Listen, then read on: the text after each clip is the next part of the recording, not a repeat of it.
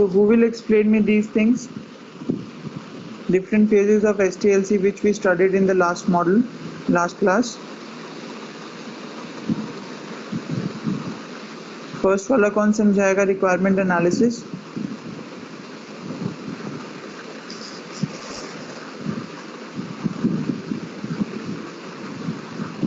बताइए, फर्स्ट वाला कौन समझाएगा? Girisha, can you explain the very first phase and all its activities? Yes, sir. So the first phase of STLC is requirement analysis, which consists of RTM and AFR. And in this, you told that first point is identify types of tests to be performed, which means that first of all, before starting the manual testing, we identify that which type of test we need to perform in this particular software. And the second point is gather details about testing priorities and focus. And then we gather all the information, all the details about which testing should we perform first on this particular software, and the sequence we decide, and we particularly focus on that problem when we get to know that which type of test we have to perform. Then another is prepare RTM. Then we prepare RTM, which is, I don't remember the full form. Okay, कोई बात नहीं, आगे बोलिए बेटा। Then identify test environment details where testing is supposed to be carried out. Then the tester usually identifies the test environment and gathers all the details where the testing is supposed to be performed by the tester. And then comes the automatization feasibility report. This is basically a report which is being formed by the tester after performing all the steps above in the requirement analysis. Okay, very good बेटा, very good. So first phase is requirement analysis, जिसके की output होता है, पहला होता है requirement traceability matrix, दूसरा होता है automation feasibility report. Automation feasibility report optional होती है। तो इसमें हम क्या करते हैं, पहला पॉइंट क्या है, identify type of sets to be performed, कि कौन कौन से टाइप के सेट्स हमको टेस्टिंग के हमको परफॉर्म करने हैं, इसमें ये देखा जाता है। फिर उसके बाद हम क्या करते हैं, टेस्टिंग में किस किस चीज़ को प्रायोरिटी देनी है, कौन कौन सी हमारी रिक्वायरमेंट है ज़्यादा क्रिटिकल है, उसके हिसाब से हम रिक्वायरमेंट्स को प्रायोरिटाइज करते हैं, टेस्टिंग के पीछे और उनके रिक्वायरमेंट्स बनाते हैं। रिक्वायरमेंट ट्रेसेबिलिटी मैट्रिक्स मैंने आपको लास्ट क्लास में शो करा था, जिसके अंदर हम एक तरफ को हमारे टेस्ट केसेस होते हैं और दूसरी तरफ को हमारे रिक्वायरमेंट्स होती हैं, और हम टेस्ट केसेस और रिक्वायरमेंट्स को मैच करते हैं आपस में। फोर्थ वाला है identify test environment details where testing is supposed to be carried out, कि यहाँ पे हम वो सारे इन्वायरमेंट्स को डिस्कस करते हैं, टेस्टिंग इन्वायरमेंट्स को, जिन इन्वायरमेंट्स के अंदर वो टेस्टिंग कैरी करनी है। जैसे फॉर एग्जांपल इन क्रोम में उसको फॉरवर्ड करना है, या उसको इंटरनेट एक्सप्लोरर में फॉरवर्ड करना है, उसी तरीके से। और फिर उसके बाद है automation feasibility report. Automation feasibility report, अगर हम ऑटोमेशन टेस्टिंग कर रहे हैं तभी हम ऑटोमेशन फीजिबिलिटी रिपोर्ट को बनाएंगे, अदरवाइज हम इसको नहीं बनाते हैं। तो दूसरा फेज है आपका test planning. Who will explain me this? Who will?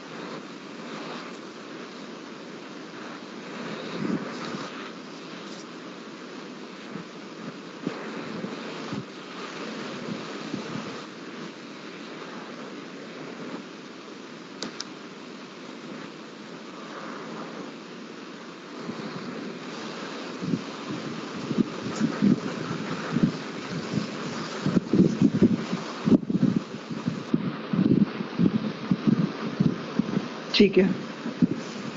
Test planning के अंदर हम टेस्ट प्लान को बनाते हैं और एफर्ट एस्टिमेशन डॉक्यूमेंट को बनाते हैं, जिसमें हम टेस्ट प्लान की प्रिपरेशन करते हैं, सारे डॉक्यूमेंट्स को इकट्ठा करते हैं, फिर कौन से टूल से हमको उसको टेस्ट करना है उसको सेलेक्ट करते हैं, कितने डेवलपमेंट आवर्स यूटिलाइज हैं उसको सेलेक्ट करते हैं, उसको हम पता लगाते हैं। फिर resource planning, determining roles and responsibilities कि कौन कौन से टीम मेंबर्स को हमको इसमें इंक्लूड करना है, कितने टीम मेंबर को इंक्लूड करना है और हर किसी की रोल्स एंड रिस्पॉन्सिबिलिटीज़ क्या क्या होंगी। और अगर इन केस हमको टेस्टर्स को ट्रेनिंग प्रोवाइड करनी है तो ट्रेनिंग कैसे होती है, इसको बोलते हैं टेस्ट प्लानिंग। ठीक है। थर्ड है हमारा टेस्ट केस डेवलपमेंट। कौन एक्सप्लेन करेगा इसको? Prachi, can you explain it?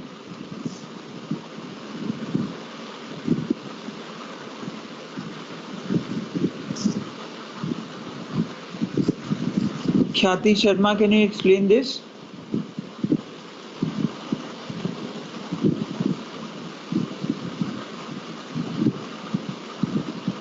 Ankit Kumar,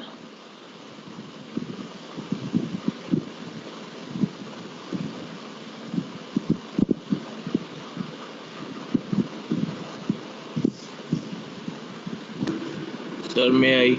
हाँ जी बोलिए बेटा। Sir, this is the phase where the test data is to be created. Okay. First, the testing जो टेस्टर होते हैं वो पहले टेस्ट केसेस क्रिएट करते हैं और ऑटोमेशन स्क्रिप्ट्स बनाते हैं जिससे कि अच्छे से और सारा कुछ टेस्ट हो जाए, कोई भी डब ना रह पाए। और फिर सर वो सारे टेस्ट केस और स्क्रिप्ट रिव्यू करते हैं और उनका बेसलाइन बनाते हैं, सारे के सारे देखते हैं और फिर वो पूरा का पूरा टेस्ट डाटा बनाते हैं जिससे कि वो लास्ट तक पूरा मतलब सब डॉक्यूमेंट में लिखा होता है उसमें कि क्या क्या करना है, सबका रोल बताया होता है, वो टेस्ट डाटा होता है।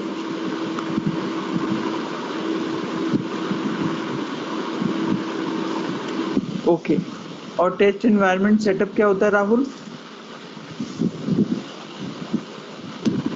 सर टेस्ट एनवायरनमेंट सेटअप होता है जब कि मतलब टेस्टिंग करने के लिए जो एनवायरनमेंट सेट करते हैं, जैसे सर सब कुछ अपने पास रखते हैं, जैसे सर टेस्ट डाटा सेटअप होता है, स्मोक टेस्ट रिजल्ट होते हैं जो भी हम प्लान कर रहे हैं करने का उसका रिजल्ट, एंड सर वो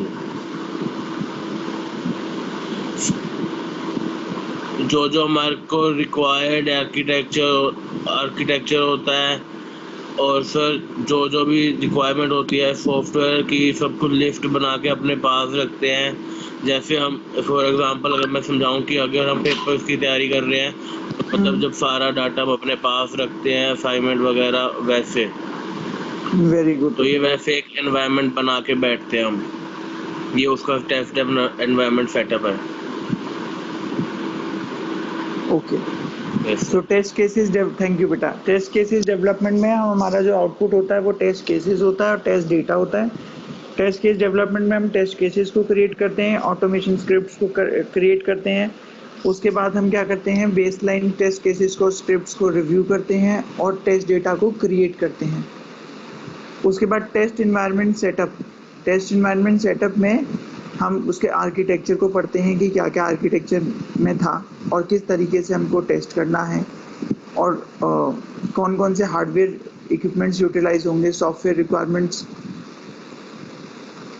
उसके अकॉर्डिंग क्या क्या होंगी, तो वो सारा हम देखते हैं। फिर next is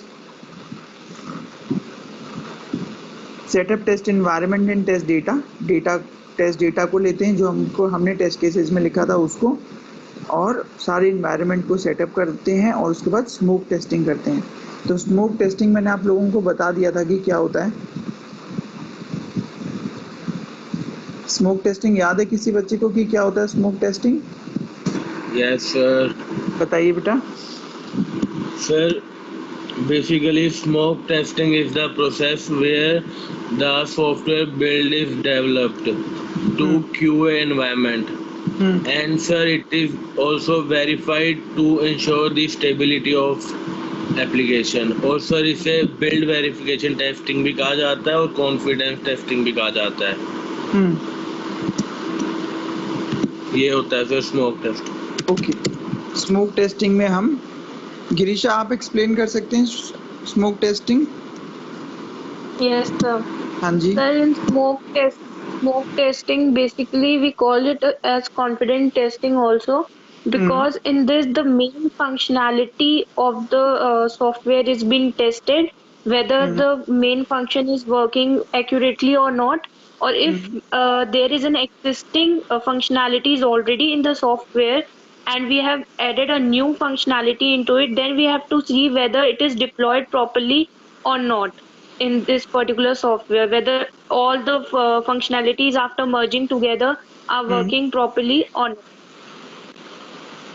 This is your smoke testing? Yes, sir. Smoke testing में क्या होता है? ये smoke testing is a process where software build is deployed to a QA environment. जब हमारा सॉफ्टवेयर का या कोई भी एक प्रोग्राम का कोड जब डेवलपर अपने लैपटॉप के ऊपर लिख लेता है तो उसको वो इंटरनेट के ऊपर डाल देता है, उसको हम बोलते हैं deployment to a QA environment. मतलब वो जो लिंक है वो अब क्यूए के एनवायरनमेंट के अंदर आ गया and is verified to ensure the stability of the application. कि यहाँ पे हम क्या कर रहे हैं कि उसकी एप्लीकेशन की सिर्फ और सिर्फ स्टेबिलिटी को चेक कर रहे हैं, फीचर्स को नहीं चेक कर रहे, एडिशनल फीचर्स को भी चेक नहीं कर रहे, सिर्फ स्टेबिलिटी को चेक कर रहे हैं. जैसे फॉर एग्जांपल एक वेबसाइट है तो उस वेबसाइट में लॉगिन फंक्शनैलिटी है. मैंने पिछली क्लास में भी आपको एग्जांपल दिया था. अगर करेक्ट यूजर नेम और करेक्ट पासवर्ड डालने के बाद लॉगिन का बटन प्रेस करने के बाद कोई स्क्रीन विजिबल ही नहीं है तो उसका मतलब क्या होगा कि ये एप्लीकेशन स्टेबल नहीं है. अदरवाइज उसको हम टेस्ट ही नहीं कर पाएंगे अगर हमको कोई स्क्रीन ही विजिबल नहीं है, या फिर यूजर नेम और पासवर्ड का के बाद जो साइन इन का बटन है वो बटन ही काम नहीं कर रहा तो क्या हम उस मॉड्यूल को आगे टेस्ट कर पाएंगे? नहीं कर पाएंगे. तो हम स्मोक टेस्टिंग के अंदर क्या करते हैं, मोटे मोटे फेजेस को चेक करके देखते हैं, हर एक टैब को उसमें चेक करके देखते हैं, ऊपर से सिर्फ चेक करते हैं, फाइनर डिटेल्स में हम नहीं जाते कि ये जो प्रोडक्ट है ये चल भी रहा है या नहीं चल रहा है. अगर ये चल रहा है तब हम इसको टेस्ट करेंगे, अगर ये चल ही नहीं रहा तो there is no point of wasting time and उसको हम दोबारा से चलाएं फिर. So this is stability of the application. उसके बाद हमने करा था टेस्ट एग्जीक्यूशन, ये वाला 5th point, test execution. I am giving you 2 minutes, you read it और फिर उसके आगे मैं आपको दोबारा से रिवाइज करवाता हूँ that what this test execution is.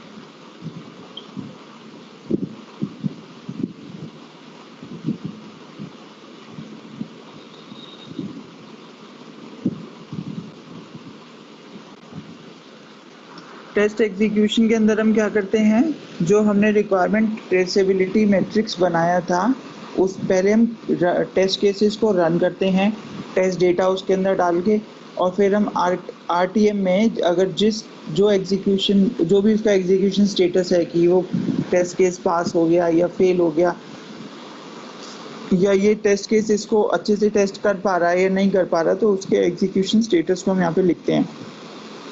फिर test cases with updated results, सारे टेस्ट केसेस को का रिजल्ट अपडेट करते हैं। जैसे सपोज पहले किसी का रिजल्ट फेल आ गया, फिर डेवलपर ने उसको ठीक करा, ठीक करने के बाद फिर वो पास हो गया, तो हम उसके रिजल्ट्स को अपडेट करते हैं और एक डिफेक्ट रिपोर्ट बनाते हैं कि आज तक इस पूरे के पूरे सॉफ्टवेयर में कितने एरर्स आए, कितने एरर्स कब कौन सी डेट को कौन से डेवलपर ने ठीक करे, कौन से टेस्टर ने उसको निकाला था और कौन से टेस्टर ने उसको दोबारा से टेस्ट करके बताया है कि ये ठीक हो गए हैं। तो वो सारा काम होता है आपका डिफेक्ट रिपोर्ट्स के अंदर। फिर उसके बाद होता है execute test as per plan, document test results, log defect for failed test cases, map defects to test cases in RTM, test the defect fixes, that is regression testing, and track the defect to closure. Defect की closure हम कर देते हैं, finally उसको हम बंद कर देते हैं। तो हम यहाँ पे रीटेस्टिंग भी करते हैं जिसको हम रीग्रेशन टेस्टिंग बोलते हैं। रीग्रेशन टेस्टिंग मैंने आप लोगों को एक्सप्लेन कर दी थी जब हमने क्या पढ़ा था, टाइप्स ऑफ टेस्टिंग पढ़ा था। तो ये किसका पार्ट था रीग्रेशन टेस्टिंग, कौन सी टेस्टिंग का पार्ट था?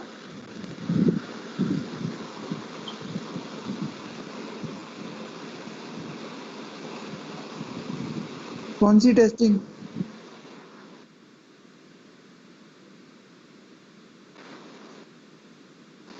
हाँ वो तो ठीक है, कौन सी टेस्टिंग के अंडर ये आती है रीग्रेशन टेस्टिंग?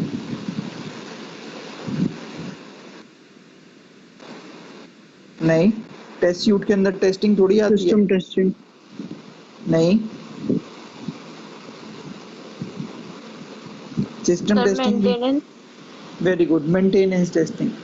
मेंटेनेंस टेस्टिंग के अंदर रिग्रेशन आती है। मेंटेनेंस के अंदर दो चीजें होती हैं, first one is maintenance, second one is regression testing. और उसके बाद टेस्ट साइकिल क्लोजर में हमने लास्ट क्लास में क्या पढ़ा था, कौन समझाएगा इसको? Who will explain this?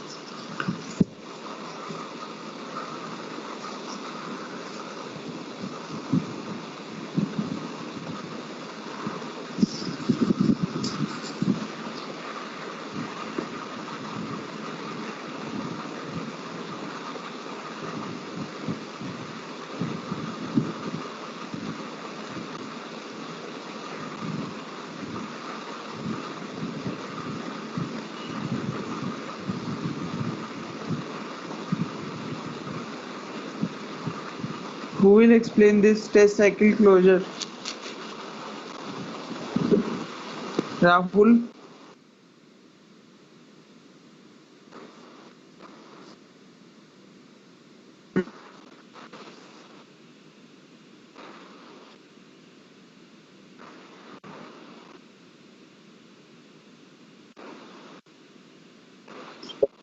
Hmm.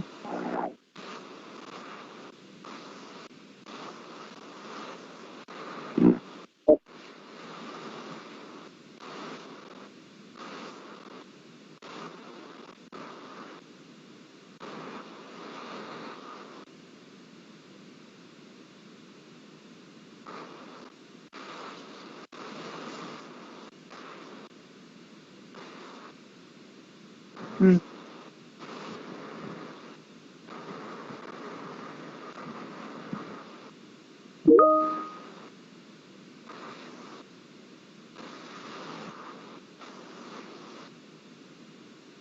Hmm.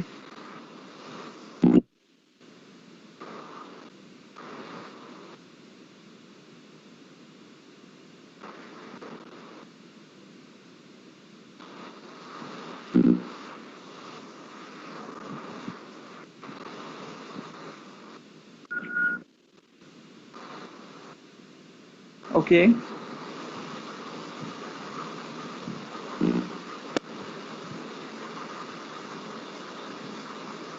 Okay. Girisha, can you explain this?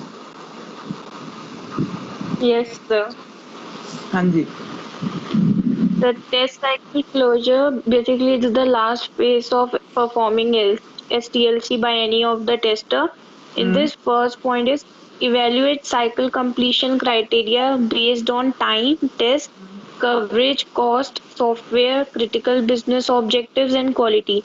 So Hmm. basically, it says after completing all the phases above, what the tester does is he calculates the amount of time he has spent on that. Then he calculates the test coverage, then what the costing it has, and the all the critical business objectives whether he has covered or not, and the quality of the software whether it has been improved by testing or not. Then comes prepare test metrics based on the above parameters. Then Hmm. he prepares the test matrix for the given all the parameters above, and the document the learning out of the project. And he constructs a document basically which tells out that what all the points he has learned out of this project making Hmm. throughout. Hmm. And then comes prepare test closure report. So Hmm. to complete this cycle fully, and after performing it on a particular software for your client, you have to prepare a report of what all things you have did within the software testing, and you Hmm. have to bring it to the closure. So you prepare test closure report. Hmm. Then comes qualitative and quantitative reporting of quality of the work Hmm. product to the customer. Then you have to describe the in the options of quality and the quantity, that what kind of work you have done and what are the outcomes of this to your client. And then comes test result analysis to find out the defect distribution by type and severity. Then the last point says that whatever the test results come after Hmm. analyzing it, performing all the steps in the STLC, the defect or the bugs we have got in the software testing, we Hmm. decide the type of that bug, that which type of fault we have found in this Hmm. software. Thank you. Okay. So in test cycle closure, we make test closure report, test matrices. इसके अंदर हम test matrices बनाते हैं, document बनाते हैं, जो जो हमारे प्रोजेक्ट से हमने सीखा है उसको हम वी डॉक्यूमेंटेड. फिर उसके बाद we make test closure report कि उसमें सारी की सारी टेस्टिंग एक्टिविटीज़ जो कुछ भी हमने करी हैं, कि टेस्ट मैट्रिसेस में क्या करा है हमने, हमारी लर्निंग क्या हुई है, कितने एरर्स आए हैं, कितने एरर्स ठीक हुए हैं, डिफेक्ट रिपोर्टिंग वाली जो फाइल थी वो वाली फाइल, वो सारी की सारी फाइल्स को सबको कंबाइन करके हम एक टेस्ट क्लोजर रिपोर्ट बनाते हैं. सो उसमें क्वालिटी भी मेंशन हो जाती है कि प्रोडक्ट की क्या कितना क्वालिटी प्रोडक्ट हमने बना के दिया है कस्टमर को, और टेस्ट रिजल्ट्स जो हैं जिनके थ्रू हम सिवियरिटी पता कर सकते हैं. तो अभी जब हम टेस्टिंग जब आगे पढ़ेंगे तो we'll talk about two things. First one is a priority and the second one is severity. Priority और सिवियरिटी के बीच में क्या डिफरेंस होता है हम इसको देखेंगे जब हम आगे टेस्टिंग कंटिन्यू करेंगे. तो इसके बाद हमने बताया था आपको entry and exit criteria. Rahul क्या होता है, एक बार इसको डिस्कस करिए.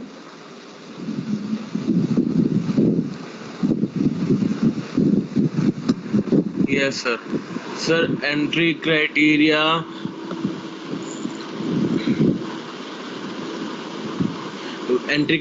सर वो होता है जो मतलब कंप्लीट हो जाना चाहिए, जब टेस्टिंग शुरू होने से पहले कंप्लीट हो जाना चाहिए हमारा. एंड सर इसका ये जो लाइन लिखी है entry criteria gives the pre requested item, sir इसका मीनिंग है कि जो एक चीज जिसको हमें प्रायोरिटी देनी चाहिए, मतलब प्रायर कंडीशन पे होना चाहिए. एंड सर ये टेस्टिंग से पहले कंप्लीट हो जाना चाहिए. और एग्जिट क्राइटेरिया होता है it defines the item that must be completed before the testing can be concluded. Testing के कंक्लूड करने से पहले एग्जिट क्राइटेरिया कंप्लीट कर देना चाहिए. That's all. Yes sir. Entry criteria होता है कि वो सारे चेकलिस्ट, वो सारे चेक आइटम्स जो हमको टेस्टिंग करने से पहले दिए जाते हैं कि अगर ये सारी चीज़ें कंप्लीट हैं तभी आप टेस्टिंग शुरू कर सकते हैं, तो वो होता है आपका एंट्री क्राइटेरिया। और क्योंकि testing is a never ending process, तो एग्जिट क्राइटेरिया मतलब कि अगर एक हम किसी एक आउटकम तक हम पहुंच गए हैं तो उस आउटकम पे वी कैन से दैट कि अब यहाँ पे इतने एरर्स ठीक हो चुके हैं, इतने एरर्स मिल चुके हैं, तो अब हम इस टेस्टिंग को बंद कर देते हैं, तो वो आपका होता है एग्जिट क्राइटेरिया। उसके बाद हमने डिलीवरेबल्स, ये हमने ऊपर पढ़ ही लिया था, स्मोक टेस्टिंग मैंने आपको रिवाइज करवा ही दिया था। और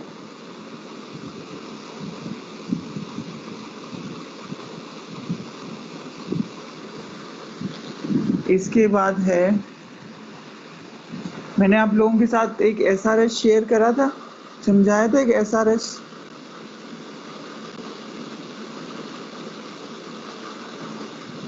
गिरीशा बेटा, एसआरएस दिखाया था मैंने आप लोगों को भी कैसा होता है? नो, बस एक बार ऐसे एग्जाम्पल के लिए दिखाया था, बट इसे प्रॉपर्ली नहीं एक्सप्लेन किया था।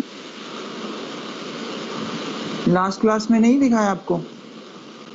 नो सर, नहीं दिखाया। ठीक है। No sir. ठीक है बेटा।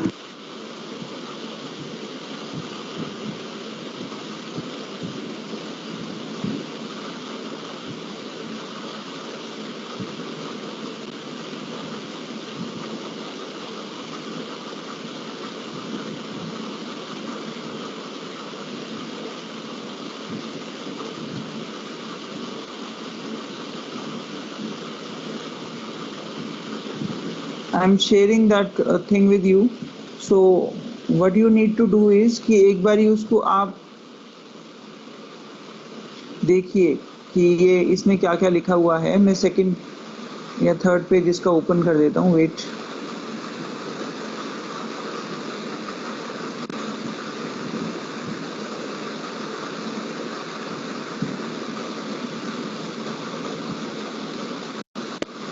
एक बार इसको पढ़ के देखिए जो ऊपर से ही लिखा हुआ है, एंड ट्राई टू अंडरस्टैंड कि इसमें कौन कौन सी टर्मिनोलॉजी हमने पढ़ रखी है, कौन कौन से वर्ड ऐसे हैं जो हमें आपको अब पता चल गए हैं कि ये इस वर्ड का ये मतलब होता है।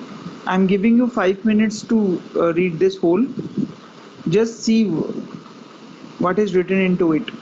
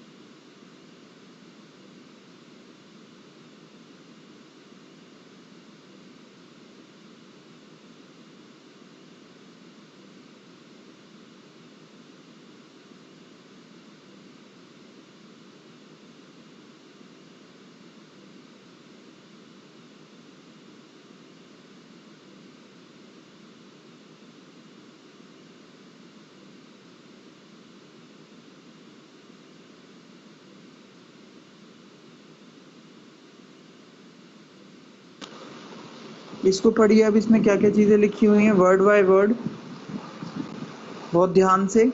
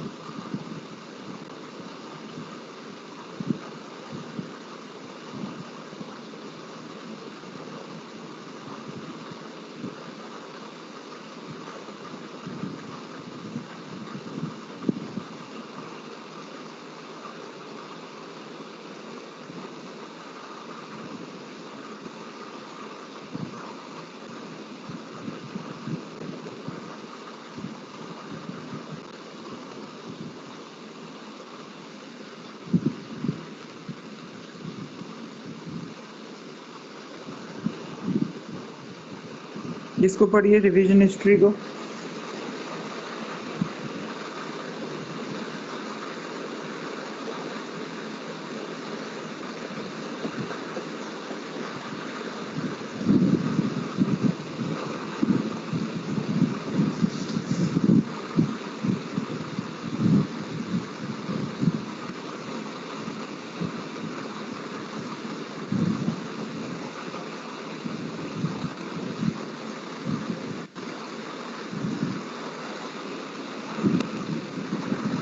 ओके ख्याति, नो प्रॉब्लम बेटा।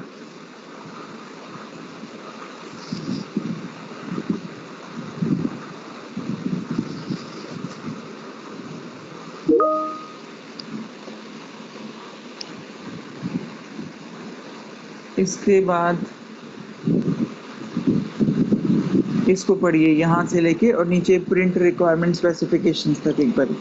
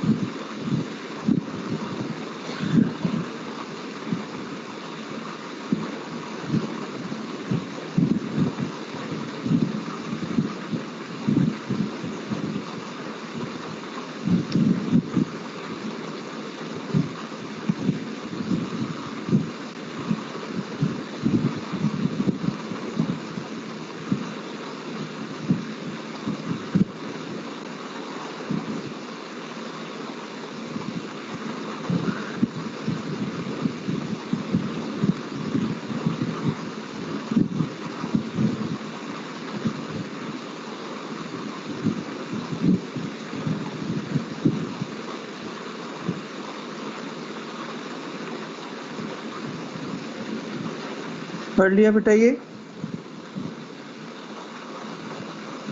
Yes, sir. अच्छा, ओके। सो हम स्टार्टिंग से शुरू करते हैं, फिर मैं आप लोगों से पूछूंगा कि क्या क्या आपको समझ में आया। सबसे पहले देखिए, ये एक SRS है किसी कंपनी में। रिक्व्यू नाम का एक सॉफ्टवेयर है, उस सॉफ्टवेयर के लिए है, तो पब्लिक के लिए आउट कर रखा है, इसलिए यहाँ पे एग्जाम्पल लगा रखा है। अदरवाइज ये सिर्फ इतना ही लिखा होता है, software requirements specification document for review. ठीक है, उसके बाद फिर ये जो लिबर बस है, he is the author of this SRS, और ये कंपनी का नाम है EKM SRO, और ये डेट लिखी हुई है जिस डेट को ये बनाया गया था। उसके बाद देखिए, ये मैंने आपको पढ़ने के लिए बोला था, इसमें से क्या क्या समझ में आया आपको गिरीशा? कौन कौन से टर्म्स आपको समझ में आ गए?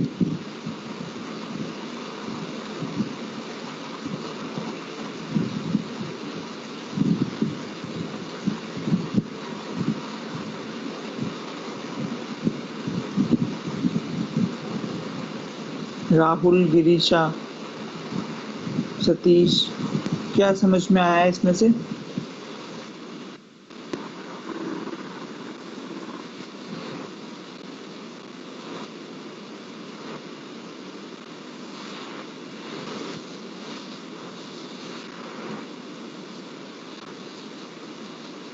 हम्म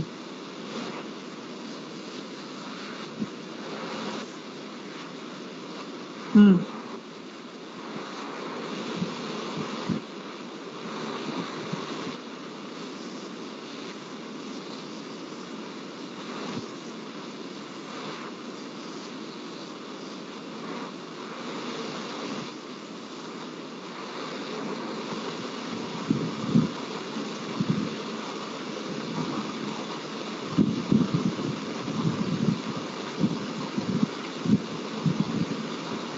Rahul, you want to say something?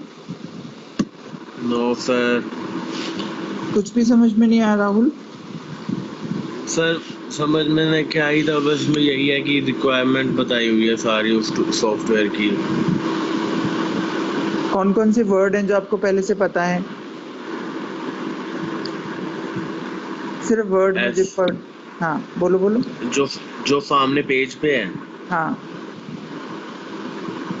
Software, system development, requirement management, document, download, free, example, project, stories, SRS, architecture, templates, capturing, product, सारे ये वर्ड्स तो सर सारे।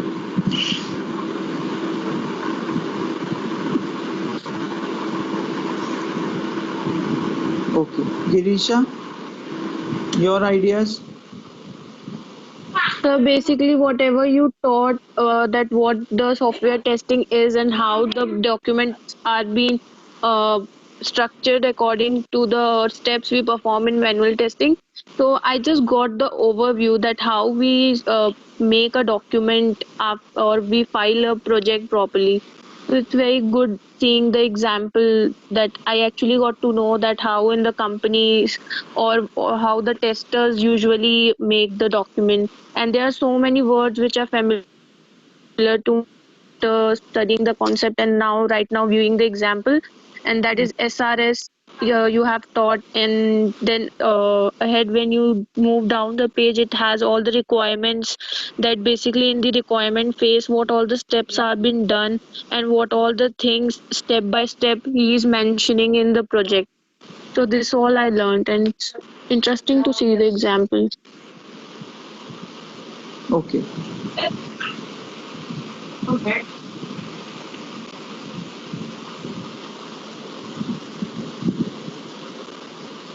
अब देखो, ये जो पेज है, ये स्टार्टिंग का पेज है, इसमें जो नीचे फोटोग्राफ है दैट इज योर प्रोटोटाइप। तो प्रोटोटाइप मैंने आप लोगों को बताए थे कि we have two types of prototype. पहला वाला होता है आपका ऑपरेशनल प्रोटोटाइप, दूसरा होता है नॉन ऑपरेशनल प्रोटोटाइप। प्रोटोटाइप क्या होता है? डमी। जैसे अयोध्या टेम्पल है, तो उसको temple, before constructing a temple we have made a small dummy for it. और आपने बड़े बड़े प्लेसेस पे भी जाके देखा होगा बड़ी बिल्डिंग्स के, तो उनके छोटे छोटे मॉडल्स रखे हुए होते हैं. So those models are your prototype. जैसे let's suppose you go to a showroom to buy a new dress for you. So you what you see is that there are various dummies which are standing in a queue in the gate of that showroom, and they have worn those similar kind of gauzy dresses. So why do they have made them to wear those dresses, the dummy, just to give a idea of that how the dress will look like when it will be there onto you. So in the same way we create a prototype for the software. तो एक होता है operational prototype जो थोड़ा बहुत चल के जो थोड़ा बहुत हम चला के दिखा देते हैं, उसमें हम सारी फंक्शनैलिटी को नहीं चलाते. जैसे सपोज एक मोबाइल एप्लीकेशन किसी ने बनवानी है तो उसके 3-4 पेजेस बनाए और उनको बटन से कनेक्ट कर दिया कि ऊपर आगे पीछे उनको नेविगेट हम कर सकते हैं. तो आपकी और वो बना के और वो हमने क्लाइंट को दे दी कि आपकी जो एप्लीकेशन है वो बनने के बाद कुछ इस तरीके से दिखेगी. तो सेम यहाँ पे उसने एक फोटोग्राफ दे दी है रिक्व्यू सॉफ्टवेयर की कि बनने के बाद ही कुछ इस तरीके से सॉफ्टवेयर दिखाई देगा. तो अब ये क्योंकि इमेज है, इसमें क्लिक नहीं कर सकते, कुछ नहीं कर सकते, तो ये नॉन ऑपरेशनल प्रोटोटाइप है. Otherwise it could have been a operational prototype. और इसमें देखिए ऊपर लिखा हुआ है कि ISO, IEEE, तो ये वाले सारे हम स्टैंडर्ड्स पढ़ चुके हैं. तो जो भी कंपनी स्टैंडर्ड फॉलो कर रही है वो SRS में उन्होंने मेंशन कर दिए. और बाकी इसके बारे में बताया है, सॉफ्टवेयर के बारे में बताया है, इसमें और कुछ नहीं है. उसके अलावा यहाँ पे देखिए टेबल ऑफ कंटेंट्स है. टेबल ऑफ कंटेंट में सबसे पहले पर्पस क्या है इसको बनाने का, स्कोप क्या है इसका, product perspective, product functions, user characteristics, limitations, assumptions and dependencies, definitions, and then acronyms and abbreviations are there. तो ये this is the introduction part of your SRS where we deal with that why are we making this project. इसका सिर्फ इतना सा यही एक major concern होता है. Second one is your requirements. So how many type of requirement do we have, that whether what all external interfaces would be required, what functions we have used into it, the usability requirements are there. So what kind of usability requirement does the client need, then performance requirements are there, then logical database requirements, that if we have connected our project with the database, then how logically means how we have written that code. Then design constraints. So whatever we did in the design, we will do in the design phase, we will add on into this SRS. And then standard compliance, and then software system attributes. उसके बाद देखिए next third point जो है that is your verification. So verification is your the same that we did in testing, verification and validation testing. उसके बाद supporting information, references. अब यहाँ पे one thing you have to note down is see the numbering how it is been done. जैसे मैंने आपको बताई थी उसी तरीके से नंबरिंग हो रखी है, उसी तरीके से इंडेंटेशन हो रखी है, और यहाँ पे उसी तरीके से वर्जन्स क्रिएट हो रखी हैं. अब वर्जन वाले टेबल में देखते हैं तो सबसे पहले आता है नेम. तो लिबर बस जो है उन्होंने इसको बनाया है. Date for creating this document was 10th June 2016. Reason for changes, export of demo software requirement specification from review. तो इन्होंने कहीं से कुछ रिक्वायरमेंट्स उठा के इसमें डाली होंगी, तो इन्होंने एक्सपोर्ट ऑफ ये लिखा है. Then version, this is the first version. फिर लिबर बस ने दोबारा बनाया इसको, डेट थी 12th June 2019. फिर उन्होंने कुछ चेंजेस करे और उसकी सेकंड वर्जन रख दिया, वर्जन नंबर 2. फिर थॉमस नोवासेक ने इसको ठीक करा, June 23rd 2020, update of scope section, और ये वर्जन 3rd है इसके अंदर. तो ये हमारी वर्जनिंग भी हो गई. इतना क्लियर हुआ सबको? ज़्यादा डिटेल में ना जाके जितना बेसिक मैंने SRS के बारे में बताया था वो क्लियर हुआ.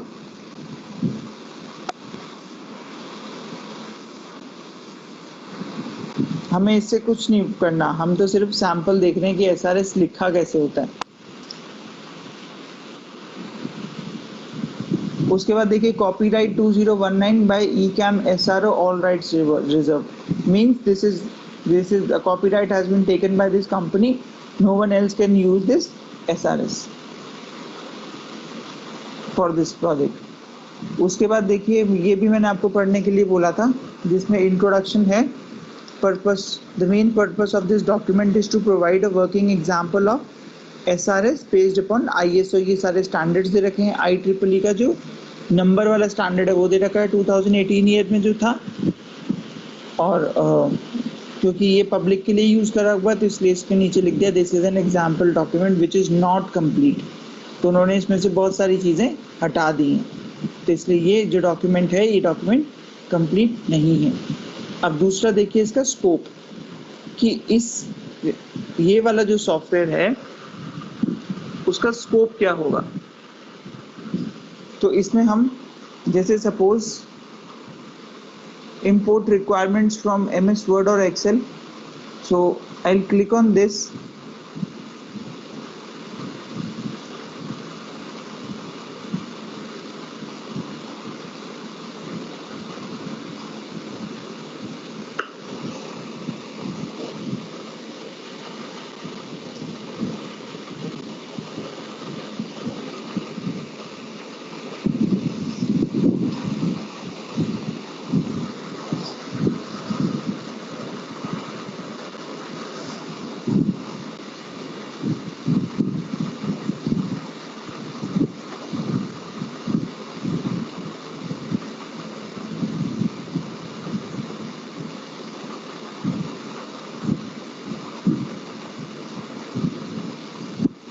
वेट मैं आपको इसमें दिखाता हूँ एक बारी स्क्रीन।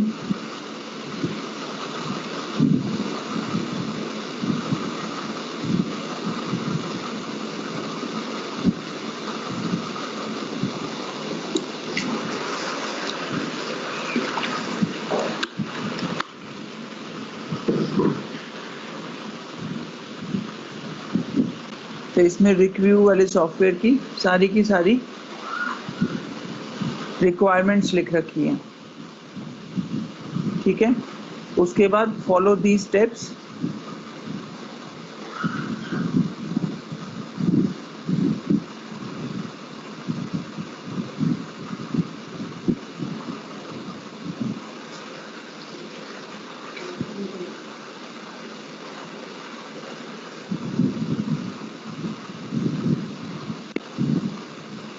यहाँ पे देखिए इन्होंने एक एग्जाम्पल के थ्रू बता रखा है कि अगर किसी से डेटा यहाँ पे कॉपी पेस्ट करा है रिक्व्यू से तो किस तरीके से कॉपी पेस्ट होगा, इस तरीके से। फिर यहाँ पे सेव एज है, तो यहाँ पे क्या क्या है, जैसे इस पे क्लिक करेंगे तो ये वाले 4 ऑप्शन आने चाहिए। हाइड फोल्डर का एक ऑप्शन होना चाहिए, ऑथर्स में नाम आ जाना चाहिए जिसने भी बनाया है। उसके बाद वेब ऑप्शंस में ये 4-5 चीज़ें होनी चाहिए, इसकी प्रॉपर्टीज़ होनी चाहिए, इसके टैब्स होने चाहिए, browsers, files, pictures, encoding, fonts. उसके बाद सेम इसी तरीके से ये यूनिकोड का है, अगर कोई एरर मैसेज आया तो एरर मैसेज इस तरीके से दिखाई देना चाहिए। देन रिक्व्यू प्रोजेक्ट को, अगर रिक्व्यू से हमको कुछ भी चीज़ इंपोर्ट करनी है इसमें, तो हम यहाँ पे क्लिक करके उसको जैसे हम मेल में अटैच करते हैं उसी तरीके से अटैच करके ओके कर देंगे तो यहाँ पे वो इंपोर्ट हो जाएगी। फिर वो इम्पोर्टेड वाली फाइल वो है वो इस तरीके से दिखनी चाहिए। तो ये एक एक स्टेप बाय स्टेप उसने बता रखा है कि मेरा जो प्रोजेक्ट है, जो सॉफ्टवेयर है वो ऐसा बनना चाहिए, मुझे वो ऐसा दिखाई देना चाहिए। फिर देखिए जैसे जो इसने इंपोर्ट करा तो वो यहाँ से इनमें से किसी को भी सेलेक्ट कर सकता है। फिर उसके बाद उसने ये वाला एक डायग्राम दिखाया। तो इस तरीके से हर एक रिक्वायरमेंट के लिए वो इस तरीके से SRS में सारी की सारी चीज़ें मेंशन होती हैं। तो इन्होंने तो ये लिंक के थ्रू दे रखा है जो मैंने आपको बताया था। कई बार लिंक ना देखे और वो डायरेक्टली SRS में ही कॉपी पेस्ट कर देते हैं उस चीज़ को। तो हम यहाँ पर थे। तो अगर मैं आपको कोई और भी इसमें दिखाऊं तो जैसे ये analyse requirement coverage and impact of changes. इसके बाद मैं स्क्रीन शेयर कर देता हूँ वो वाली इंटरनेट एक्सप्लोरर वाली। सिर्फ मेरा जो मेजर ऑब्जेक्टिव है इसको दिखाने का वो यही है कि आपको एक आइडिया मिल जाए ये सॉफ्टवेयर क्या कर रहा है क्या नहीं कर रहा है उसको छोड़ दीजिए, आपको एक बेसिक आइडिया पता चल जाए कि what this software is all about. मतलब एक SRS कैसा दिखता है। एक सेकेंड,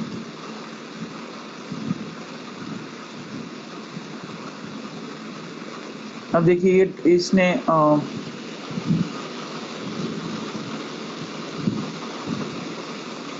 ट्रेसेबिलिटी लिंक्स के बारे में बता रखा है कि वी शेप टेस्टिंग मॉडल हमको करना है। वी शेप हमने कर लिया अभी है, बचा है हमारा,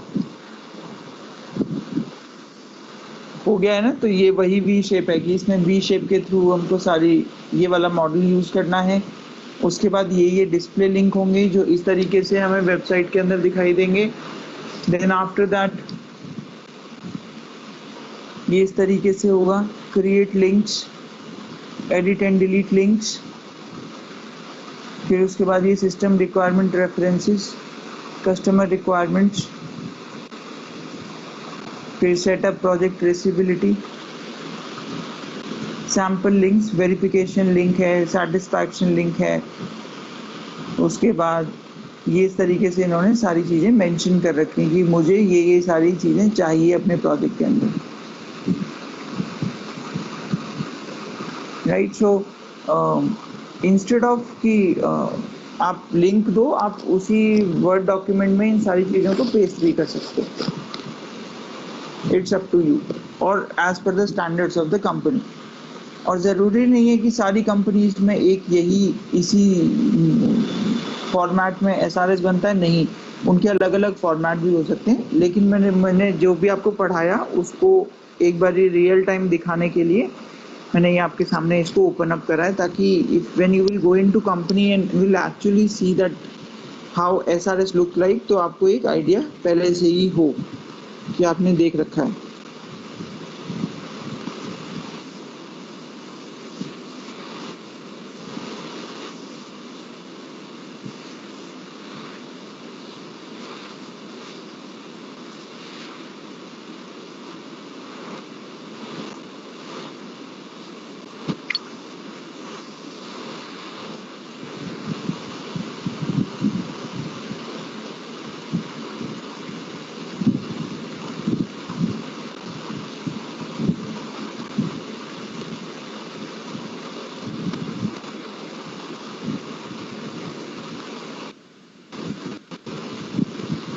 क्या बेटा, दोबारा से बोलो एक बारी please.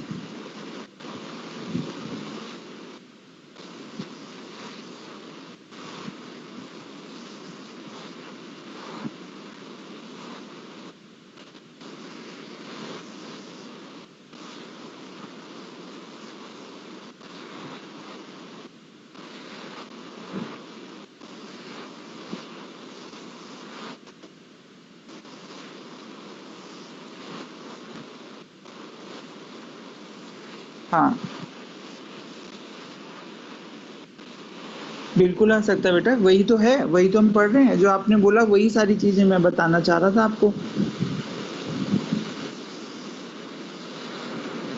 Already I saw that, already you saw that.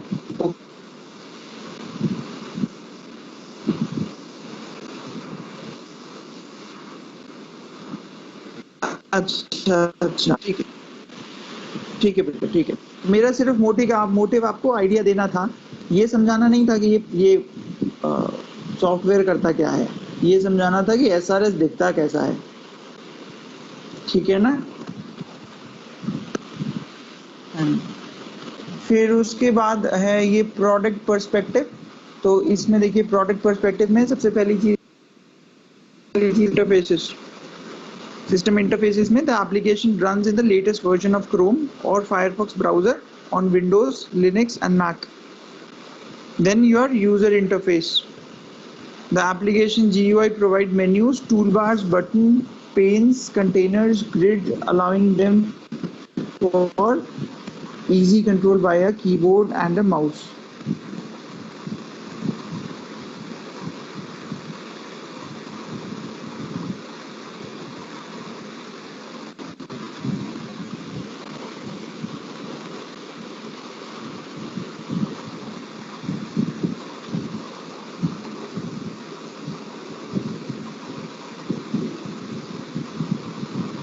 तो सिस्टम इंटरफेसेस में क्या है कि इसको किस किस चीज के ऊपर ये एप्लीकेशन चलेगी, तो ये क्रोम के ऊपर चलेगी। नीचे लिखा हुआ है इसके, the application run the latest version of Chrome और फायरफॉक्स ब्राउजर ऑन विंडोज और लिनक्स और Mac.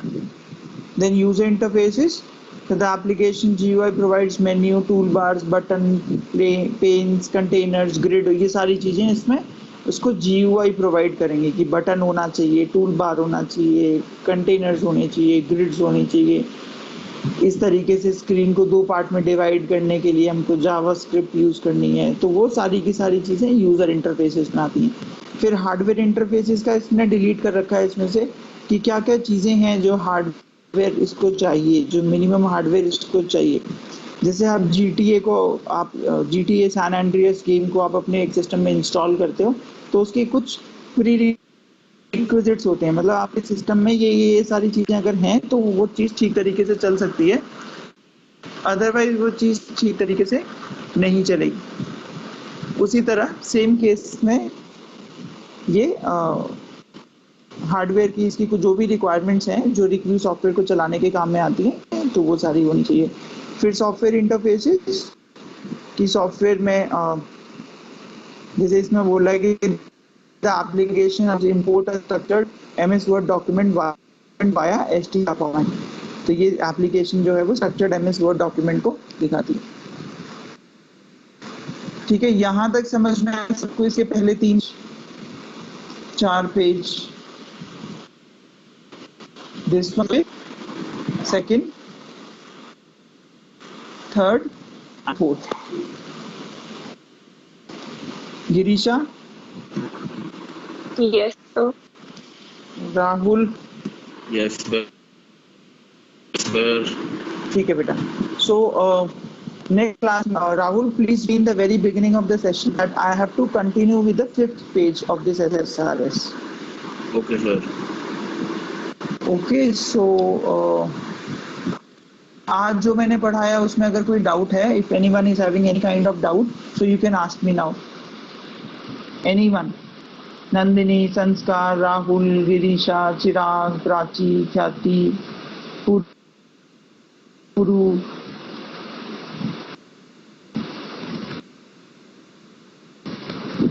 Any kind of doubt? Oh, sir.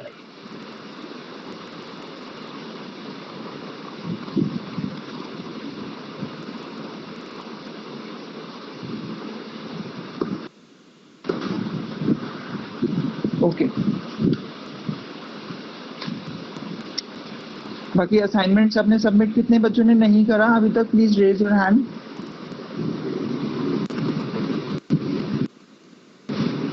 How many of get assignment?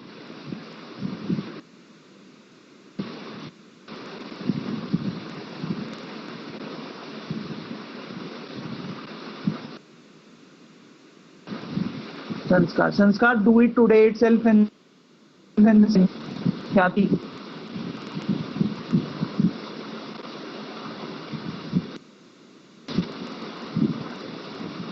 आज या कल में इसको करके और उसको मेरी ईमेल आईडी जो उस पे दे रखी है मैंने, जिस फॉर्मेट में उसका सब्जेक्ट लिखना है उसी फॉर्मेट में लिखना, ताकि मैं आपके फिर सोच लगाने होंगे तो फिर प्रॉब्लम नहीं होगी मुझे। ठीक है, so that's all for today. मैं एक बार अटेंडेंस ले लेता हूँ आप लोगों की। Wait,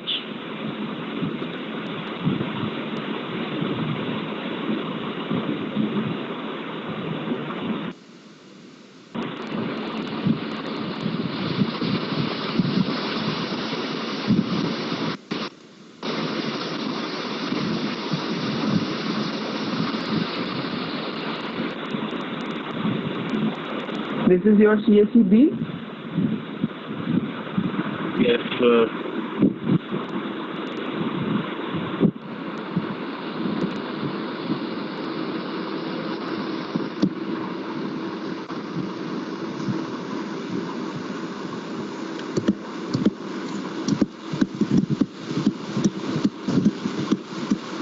Give me a moment, I'm just downloading your attendance.